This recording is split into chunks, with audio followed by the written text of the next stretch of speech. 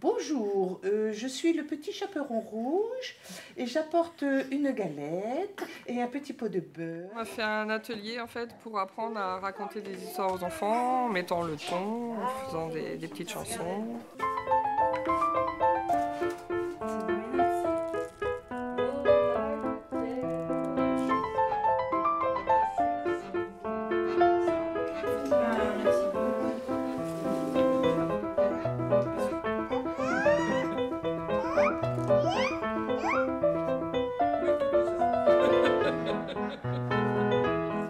Au début, les personnes croyaient qu'elles venaient pour écouter des histoires pour leurs enfants. Et en fait, depuis le démarrage, je les fais vraiment participer plus les adultes que les enfants.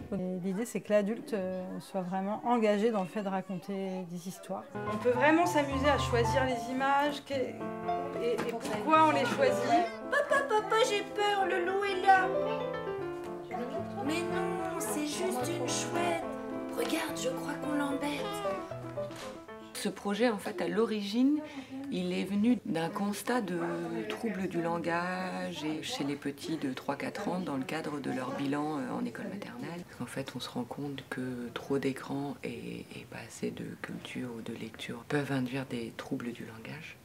Bébert l'escargot par-dessus son dos, sa maisonnette, aussitôt qu'il pleut, il reste au coin du feu, il fait des crêpes. Il y avait aussi une envie de travailler sur cette question du livre et du plaisir de lire entre les parents et les enfants. Olivia, comme elle est comédienne, elle a un œil, comment on pourrait dire ça, elle met en scène, elle nous aide à mettre en scène tout de suite une histoire et puis à la jouer plutôt qu'à la raconter, je trouve. Plouf, plaf, plouf. Et au début, je leur ai pas donné un livre en main à raconter. Je voulais pas les mettre en situation. Il y a d'autres gens qu'on connaît pas. C'est pas si simple. Hein. Moi, je leur présentais des livres que j'aimais bien. Après, je leur ai proposé de choisir un livre et de nous dire pourquoi ils avaient choisi ce livre. Enfin, voilà, on est vraiment passé par plein d'étapes. Et puis, ça fait 2 séances en fait. Là, donc, on était à la 5e aujourd'hui. Là où je leur ai dit, vous choisissez une histoire et vous commencez à nous la raconter.